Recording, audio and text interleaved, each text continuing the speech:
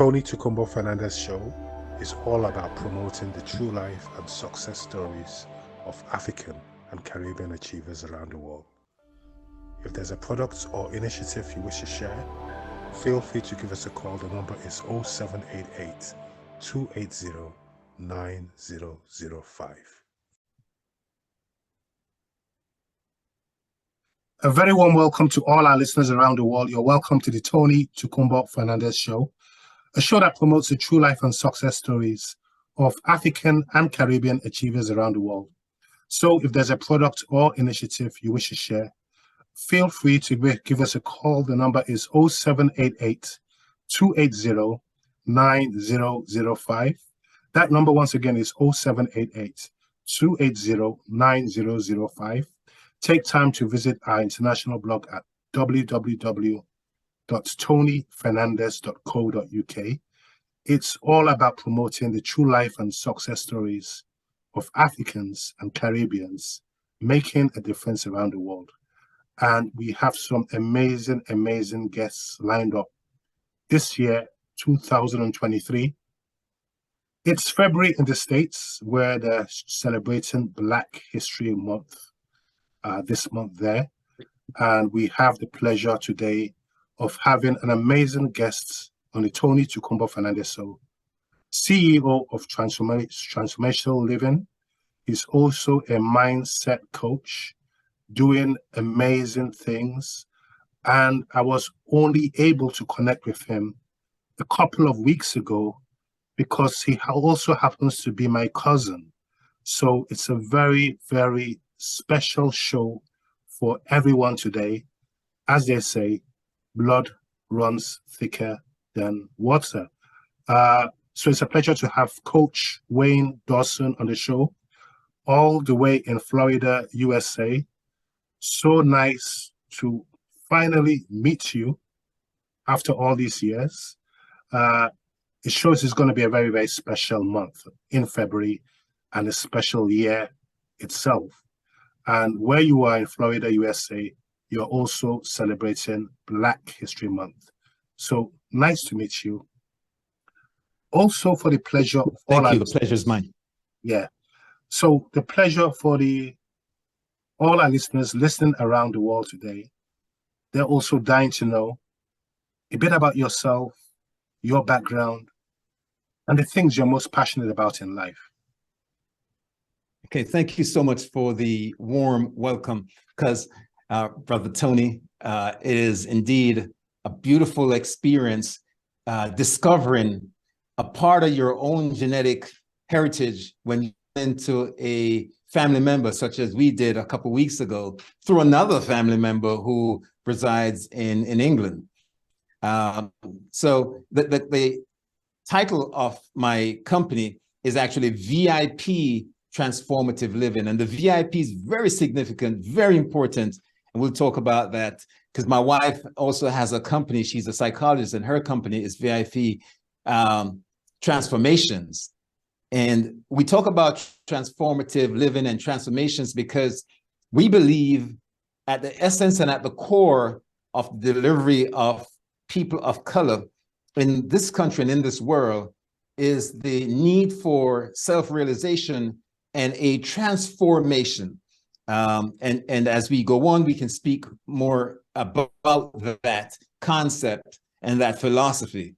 So I was born at a young age. I was born in Jamaica, Kingston, Jamaica, and spent most of my youth years there. In fact, raised in a nuclear family, traditional family, spiritual family, that my superpower is just love, Tony, family love. I don't have one of those stories where I struggled as a youth in terms of, couldn't find food and all of that. We were not rich in terms of assets per se, but we were well off as far as family ties, love, support, and self-esteem and that sort of thing. And so I saw an example of a nuclear family where my mother and father remained married for 46 years before he died of a massive heart attack one Sunday afternoon on her lap, thinking it was an indigestion situation. And my two sisters, elder sisters, Delane and Vivienne, one's 5 years older, the other is 12, and I are still very close. I moved to the United States after a small gig as an entrepreneur in my early 20s, setting up all-inclusive resorts in the Caribbean. I'd gotten some experience working for one of the world's #1 organizations in the way of all-inclusive hotel concept, the super clubs. If you've been to Jamaica, you've probably been to hedonism, couples, that sort of resort. And took it on the road and lived in several Caribbean islands for about 5 years with a company I started called Pals International. Just before my father died, I had a long chat with him one summer and decided I wanted to go back to school, which was his thing for me. He thought the way to free ourselves, all of us, was through education. And so formal education, I decided to come to the United States and migrated to the United States, started college there, went all the way, got a bachelor's in psychology with an honors degree, and then moved on to do my master's in social work. During that period of time, Tony, I worked as a youth development professional, serving one of the countries in the United States oldest non-for-profits, and as their ED, managed their main, I think, 3 or 4 campuses in their flagship site, and ran that organization with the help of some wonderful support team folks for a duration of about 12 years at different levels of organization leadership. I'm sorry, 17 years, I said 12. And Tony, stop me because I can talk, whenever you feel it's okay. And at a certain point during that growth and learning about leadership and people and organization community, I worked with the most underserved groups of folks, Blacks and Latino, in Harlem community, the Black Mecca, as it were, of the United States. And realized there was a lot of needs and a lot of work to be done with that population, and continued to do that work. When I left there, I worked with another organization in foster care and did a lot more hands-on work in that organization, and training. Training has always been my love, sharing and empowering others through training and speaking and that sort of thing. And so I took the mantle of being a trainer when I decided to pursue my wife, my current wife, second marriage, who is Dr. Audrey Dawson. She lives in Florida. And that story is a long story, but my first relationship went amok. And we had 3 children at that union. I have had since another boy, Jared. And so all my 4 kids are grown kids doing very, very well in their independent and individual careers. And we get together. One of my thing from growing up with such a caring, loving family, Tony, is to make sure that there isn't a day in the world that I have not reached out some way, either text or phone call, to communicate with my children, one, not all, at least one of them, and or my sisters. So, it's just a beautiful thing. So now that I came over to Florida to marry Audrey, and we're celebrating, I want to say, 9 years this year. I hope she's not listening to that. Yeah. Thank you. I hope she's not listening to that, Tony. I struggled with the time. But in getting through to that, I have a wonderful blended family. My ex has remarried, and she's married to a wonderful wife. And, the mother of my youngest child, Judy, we all get together with Audrey and my current children and my stepchildren, as it were, as a blended family. And every time there's a graduation of one of my children, all the mothers are present, their spouses or significant others are present, and I'm sitting there at the proverbial head of the table, and there's nothing but love and respect for one another. The village raising the children and supporting the family. And I believe that's a model that I celebrate and spend a lot of time in my coaching, helping other men to construct for themselves and to carry forth. At the end of it all, Tony, what's most important to me is, after the love of God and self, is the nourishing of the family. And the family looks in many ways these days, but it's important, I think, that that institution, which is the foundation to all other institutions, if you're going to be a leader, you have to be able to start at home. Whatever you're going to do, if you're going to learn to communicate, you have to communicate at home. And so, you know, today, I fired corporate America a couple of years ago.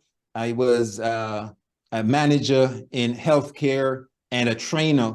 Again, I love to train folks. But I decided that I wanted to not invest in somebody else's dream and vision and leave mine on the wayside. So as my friend Sean Dove says, stop stalling your calling. It was time for me to jump into my own vision and my dream, which was to be an entrepreneur. And I started VIP Transformative Living. It's a coaching opportunity to coach other men, especially men of color, so that they can level up, so that especially men over 40 who are going through significant changes, and it doesn't have to be a midlife crisis. I prefer to avoid that by my interjection, but to help them with the transitions around career, lifestyle, family, relationships, and health. Now we're going to come to that transition of the services you provide in a moment. And if we just go back a bit to very many years ago now, because the amazing thing is that you've lived such a very colorful life, and I'm proud of you. You've lived a life of adventure, trials, triumph, tribulations, and all sorts. When you look back now, what were the main obstacles in your life that were in the way, but which also turned out to be a blessing in disguise? Yeah. Mindset. There's something called the pause syndrome, which I teach brothers. And that's one, oftentimes we get in our own way because we fail to think that our dream is possible. Possibility, P. We don't think we have the ability, A. And we don't think we're worthy, W. Pause syndrome, I call it. And I suffered from all of those because I oftentimes challenged myself, though in many ways, others looking on celebrated successes because I had, you know, relatively speaking, lots of success in different tiers and different ways. But I always wanted so much more, and oftentimes said to myself, oh, well, maybe I'm not educated enough, talented enough. I don't know. I don't see enough men of color in that position. Maybe it's going to be a struggle. You know, people going to pay me that kind of money? Is it worth it? And so the minute I was able to, and you talked about tribulations, which I eventually made triumphs, talk about my mess. And I had a very messy breakup, which became a message, you know, illnesses close to death that allowed me to be able to use those tests to become testimonies. I had to sometimes over time with age, just become a sage, ripen through experience. And I've had really great mentors along the way, but sometimes you just have to walk the fire. And so my challenges was really getting out of my head and understanding that I was the reason for the trajectory and the speed of elevation in my own life. And the quicker I realized and took full responsibility for that, Tony, and started undoing a lot of the limited beliefs and thinking that I had grown up with, the freer I became, the more I attracted from God or the universe, the successes, the people, places, and things that mattered to make me move forward started appearing. And I realized that we are all responsible ultimately. You know, no excuses. It's not the man, it's not the weather, it's not your parents. You're ultimately responsible for the outcome that you have. Taking that into consideration, we live in a world today where many people don't really know who they are. How important would you say it is to know oneself and to like oneself in that journey? Yeah. VIP, the signature program and name for my company, doesn't represent the traditional very important person. It is true that we are that and more, but it represents values, identity, and purpose. And I'm of the belief that when a man or a woman, a person has found their identity and start living that, it's the beginning of transformation, real transformation. You see, sometimes there is consciousness and awareness, an acknowledgement that this is who you are. But that is simply a transition, meaning if it's an external motivation to make a change, somebody says in December, you know, I'm too fat, I want to lose weight. Because other people are telling me I'm too fat. My wife is telling me I'm too fat. That's usually an awareness and a transition. It's temporary. But identity is deeper than that. Identity is when you take on the I am. Identity is so deep, it's so searching, it's so provoking. It's speaking to your internal self. It's almost speaking to your spirit or your God self and taking on another form of self. So it's rising above oftentimes who the world says you are, who you may have felt you are, based on how you were taught, your religious beliefs and philosophies, your parental guidance, what the media says. It's taking time out to reflect on self and really having that dialogue and conversation and coming to alignment with your soul self and then manifesting that. So that's most important. How important would you say that self-fulfillment process is of I am? It's one of the most important aspects of forming who we are. It's recognizing that, you know, I'm a strong believer in affirmations. And prayers are a form of affirmation for people who pray a lot. I do both. And what they do is they affirm. When you're doing affirmations, affirmations are usually stated in it's positive possibilities, I like to say. And so you'll say stuff like, I am successful. I am grateful that I have achieved the zenith of my success. So you have projected your sense of self, your I am, into your subconscious. And we have seen where science has said that the subconscious mind is probably 90% of the driving force behind what we do and who we become.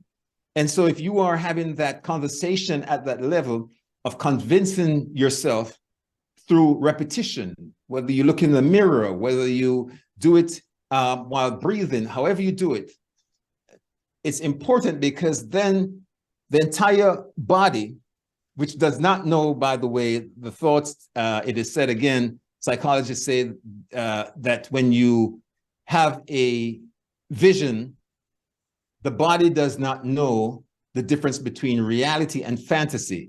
So what happens is the body, if somebody starts telling themselves that they're feeling good and healthy, the body actually starts releasing the enzymes and the necessary fluids and magnetic pull and all that in the body to assign and align with feeling great, even if you're ill. So eventually the body starts tricking itself, so to speak. And so it's important that once you start, I am, it stays positive. It makes you worthy. It gives you a sense of high self-concept, self-image, and self-esteem. You know, for example, in the United States, there's an N word that Black men sometimes loosely use for each other. There's a connotation behind that word that's very negative, a connotation that the slave masters used, and a lot of people who are about white supremacy, that is derogatory. It berates the very essence of who we are. So why would you, to a brother who you love, use the same terminology? And we say it's endearing. But at the subconscious level, it's so associated with negativity that it imprisons us. It keeps us locked into that behavior and that trait and that pattern. So to release ourselves from that, we have to use more positive image. Words are very powerful in terms of our I am. Okay. We're just wrapping up to the end of the show slowly. Now, for the benefit of all our listeners listening around the world today, talk us through the services you provide, especially for Black men, but also for Africans and Caribbeans around the world, and how they can get in touch with you to collaborate or tap into those services. Okay. So we're in the middle of creating online courses, and that would be available on my website. The website is VIP Transformative And we're also in the middle of rebranding some of that material, but to get me, the easiest way is to send an email out to, and I'll give you my personal email, which it's going to be okay. Wayne, W-A-Y-N-E, Dawson, D-A-W-S-O-N, VIP @gmail. Okay. To make life easy. There are lots of handles that I'm on, but social media, but I want to keep it very simple and direct. Folks, the work that we do at VIP Transformative Living is to identify men of color and the women who love them, because I'm of the traditional African philosophy that the man is nothing without the woman, right? In fact, when I did my genetic DNA trace, and I'm from several tribes in Nigeria and in Gabon, and I was so proud of that. And I told you, Tony, that I'm going to be visiting soon so that I can get a sense of home, so to speak. Oh, definitely. But yes, sir. And I know my dear cousin is currently living in Nigeria. So that's a beautiful thing. One of the things that I wanted to do was to help to raise consciousness and help men of color in particular begin the transformation, especially men who are struggling at about midlife. And why midlife? We go through several so-called crisis period. You know, the first one is what they call after the teenage. We know everybody is going through all kind of stuff through teenage. And I've worked and served that population. And I moved out of that population as I grew up and started serving population who were more my peers. I just celebrated my 60th birthday last year, August. And so I can speak directly to men my age and my category about experiences that are bound to happen in terms of just aging. Now, do they have to be critical in crisis? They don't have to be. And again, it's about mindset. So strategic mindset and transformational coaching is what I do. And the idea behind that is, if you're a male and you're feeling like you're stuck, you wake up one day and you're saying, here I am 40 years old or 50 years old, and I have not gotten all I want. There's a sense of, I don't feel significance in the job I have. I feel like I've worked all my life to send my kids to school, buy a house, but now I'm feeling empty. There must be more. My wife has taken on a career now that the kids are out, and she's doing her own thing. And I've spent all my life married to my career, and we're separating. And so, or my health is failing, my prostate, something, and I'm struggling with these realities in terms of my masculinity, my manhood, whatever it is. I am here to say that life is not over. The best years of your life can happen after 40, the second and third half. And so what I do is I help men through a series of mental conditioning to examine where they are and where their goals need to be. And is it real or not? We look at the beliefs that has held them back, and we change those to make it serve them. And then I create some action steps. We look at their core values to make sure that they're in alignment with that, their sense of self or identity. And then when that work is done, and that's a lot of work, men will arrive at a sense of purpose in terms of purposeful living. And that will help them to decide on their career future, their marital future, their sense of wellness and health, both mental and physical future. And, I help them with that kind of work. This is amazing. And I'm sure all our listeners are going to be positively intrigued and to find more about your brand, your journey, and your prospects for a better 2023 and beyond. And I'm very proud of you. Looking forward to meeting you and doing more things with you. On a very final note, I know it's Black History Month in the States in February. What message do you have for all our listeners around the world today? And also, what message do you have for Black men? Come from a position of love. My wonderful wife tells me that all the time. She says, if you do everything from a position of love, everything will work out for you. So let us love each other. But first, let us begin to love ourselves and understand that we're not alone in this. Love the Creator, love the force we call God. And I think we'll be okay. We'll be fine, and you'll be fine, and one happy family. So lovely to meet you finally. Keep up the amazing work, and your website is just on the screen for our viewers, and we'll catch you soon. God bless you and keep shining. And please, the email is great. Thank you.